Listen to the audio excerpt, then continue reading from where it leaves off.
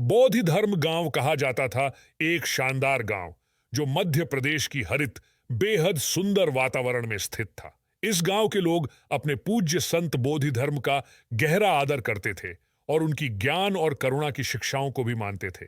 इस महान योगी और उनके शिष्यों ने शांति और समर्थ का एक वातावरण बनाया था। एक दिन जब गांव वाले बोधि धर्म के आदर्शों को सुनने के लिए इकट्ठे हुए थे, एक अज्ञात आदमी आया। वह एक प्रभावशाली व्यक्ति था जो जीवंत वस्त्रों में लिपटा हुआ था और उसने बोधि धर्म की ओर एक ताना बनाए हुए चेहरे के साथ कदम बढ़ाया। शांति भरे वातावरण को नजरअंदाज करते हुए उसने भगवान को निंदा करना शुरू कर दिया, उनकी शिक्षाओं का सवाल करता हुआ और गांव वालों का मजाक उड़ाते हुए। बोधि धर्म ने अपनी संतुलित धारा बनाए रखते हुए उसके आगे भी ठहराव बनाए रखा। अज्ञात व्यक्ति ने उसके शिक्षाओं की प्रामाणिकता को साबित करने के लिए उससे आगे बढ़ने की चुनौती दी। उस व्यक्ति ने इसे जीवन के कठिनाइयों को नाविगेट करने, खड़ी कठिनाइयों से बचने और एक छिपे हुए स्थान तक पहुंचने की चुनौती दी। गांव वाले उत्सुकता से देख रहे थे, जबकि अज्ञात व्यक्ति गर्व से भरा हुआ इस चुनौती को स्वीकार करता है।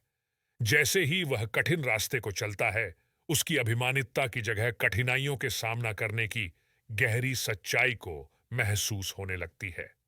रास्ता जीवन की चुनौतियों को मिमिक करने के लिए नहीं ही शारीरिक कुशलता की मांग करता है, बल्कि यह भी आंतरिक शक्ति और विवेक की जरूरत करता है।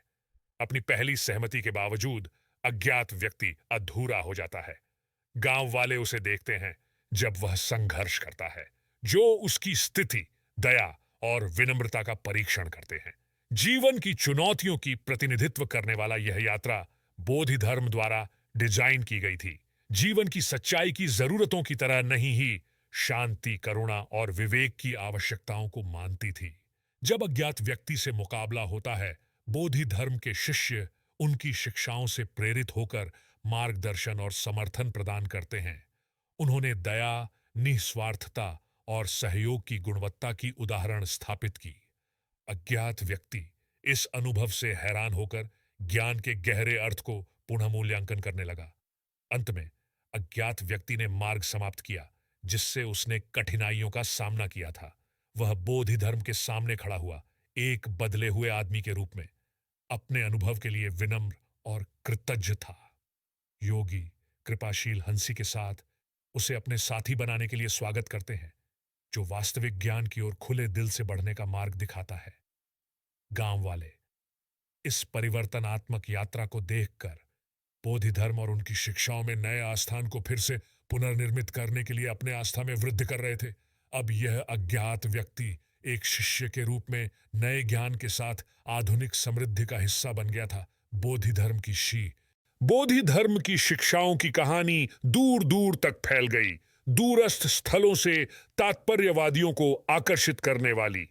गांव जो कभी एक संत और उनके शिष्यों के लिए एक आश्रय था, अब सच्चे ज्ञान और समझ की मार्गदर्शिका के रूप में बन गया था।